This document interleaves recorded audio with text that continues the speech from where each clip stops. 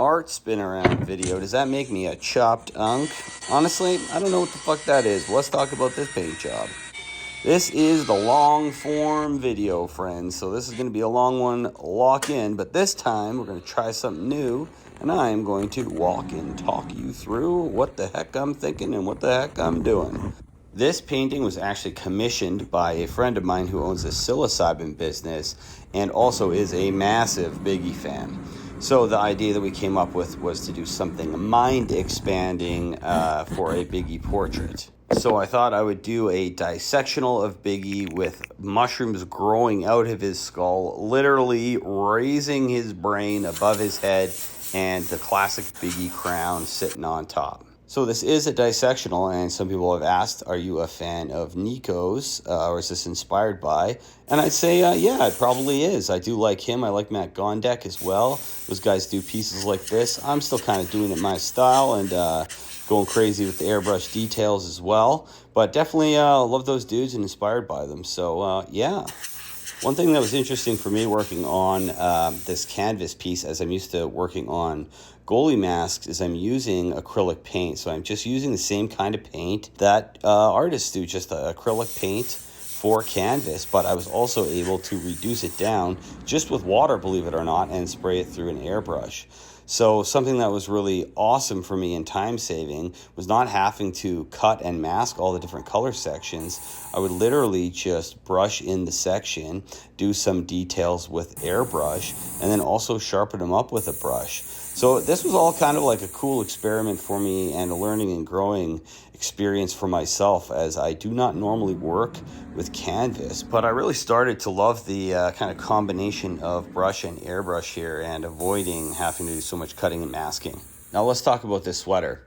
I love the Coogee sweater. So sick, so iconic, this sweater. This thing was a nightmare to paint. This is the reference photo that I used for the sweater, not for the portrait, but just for the sweater. And take a look up close at the quality level of this photo. So I basically had to use other reference of Coogee sweaters and other kinds of sweaters to understand the stitch patterns and just sort of make it up and fill in the blanks with my mind. I ran into a similar problem with the portrait. This is the picture that I wanted to use of Biggie. It was the angle, it was everything I wanted. It had enough detail, but as you can tell, he's wearing glasses and a hat. And I didn't want that, so the same thing happened. I got good at the skin color, the skin texture, everything I needed, and then I used other pictures of Biggie from similar angles or even different ones and just was able to draw and paint in what I think he looks like from that angle. It was a massive challenge, and I honestly don't recommend it. I wish I had a really good HD reference photo, but Biggie is from back in the day, and those don't exist anymore. So I had to work with what I had to work with. I'm happy with how it worked out. I'm also happy that it's a completely original image of Biggie. The bottom part of the face there was from reference. The rest of it is invented. So as much as that was a challenge, it also is pretty awesome that this is going to be a unique piece in that way. And for artwork on this, I did the same kind of deal where I filled in basically like an underpainting with the brush, so I don't have a lot to worry about with overspray. Then I come in and I do the details with the airbrush and kind of pop and punch some of the lines harder with a brush. So I mask off Biggie, and then I start to do the background. And before I did the background, I didn't really know what I was going to do. I just knew I wanted to do something a little more abstract and a New York skyline. So for the background, I'm using a bunch of different techniques that I know these kind of like marbleizer techniques, and that's what I was doing with like the plastic wrap when I was spraying with the bigger guns.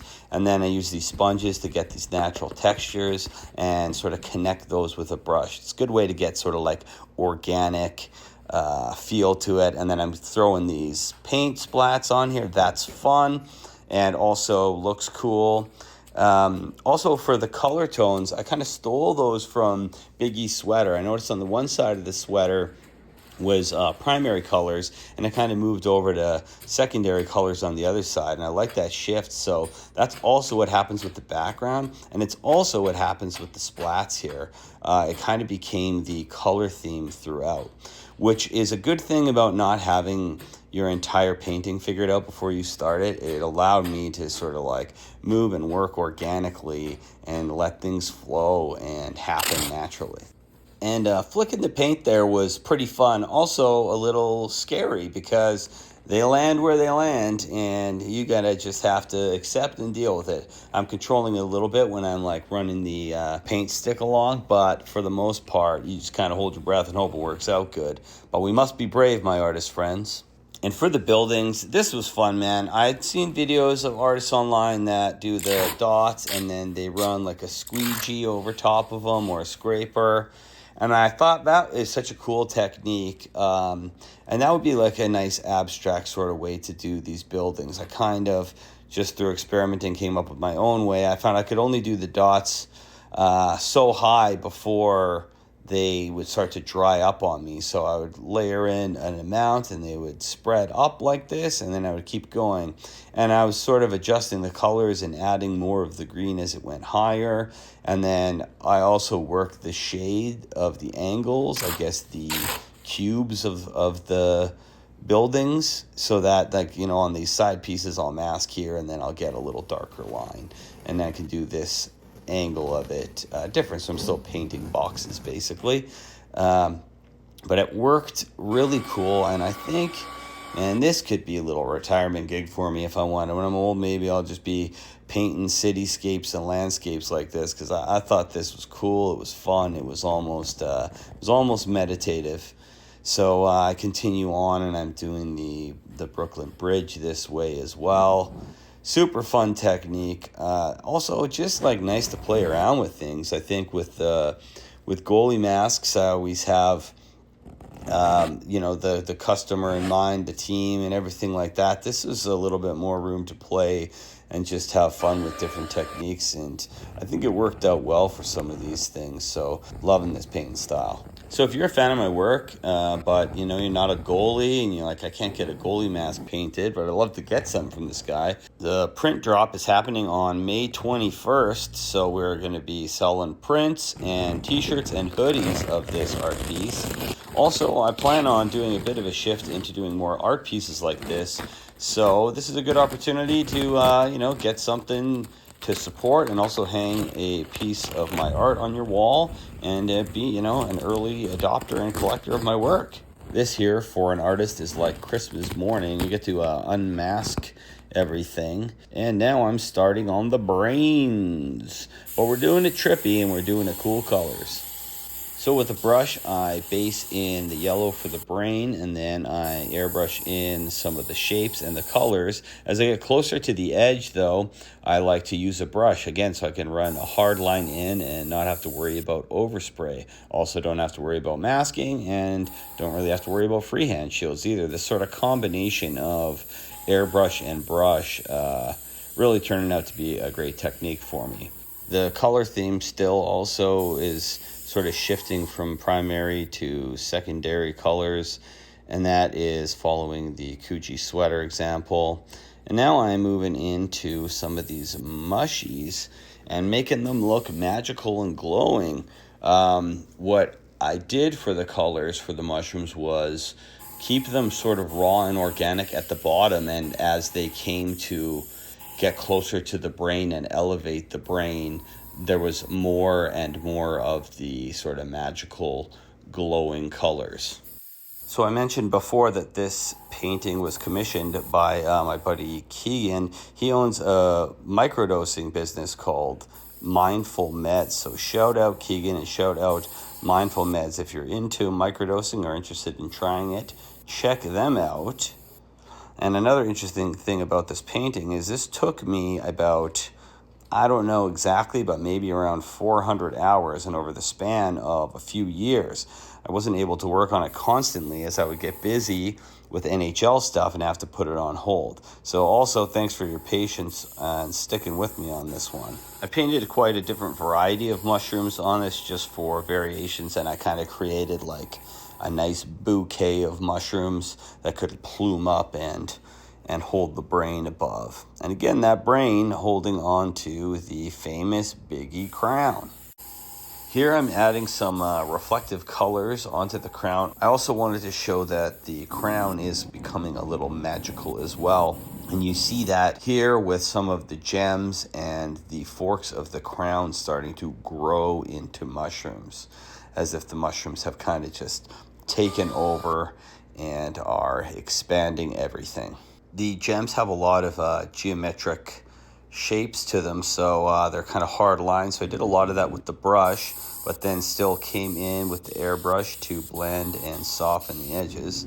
And there you see I actually am using a freehand shield, and that is just to get some of the hard lines without getting any overspray anywhere. After this, there is some odds and sods that I did not finish up earlier. Part of the reason for that is I wasn't sure if I was going to do a bit of an abstract thing happening off of the ends of the sweater. So I had not finished some of it because I was going to kind of make some of the sweater dissipate and go up. But that got a little bit confusing with how I did the buildings afterwards. So I ended up not doing it, just deciding to fill in the rest of the bits of the sweater. And also I had to kind of sharpen some of the lines on the edge of like Biggie and just refine some things. And so I have to do a little bit more chain here, and also the lanyard that he was wearing, the bad boy lanyard. And I made it kind of look cool and like it's twisting around the chain as everything's stretching and expanding. Now, it might have looked like I already painted Biggie's hair, but I kind of had just roughed it in.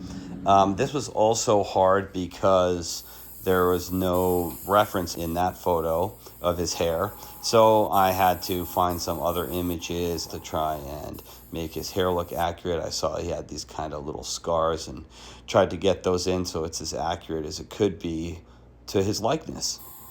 I used a little liquid mask to cover the chain and thread there, and now it is time to start making the smoke pole. So Biggie in this image is smoking a joint, so I wanted the smoke to be kind of cool and stylized as he breathes it in.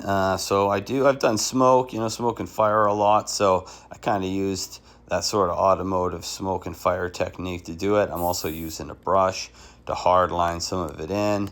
I use the sticky side of some tape to peel up the liquid mask now that I don't need it. And it's time to start painting the smoke on the other side of the joint.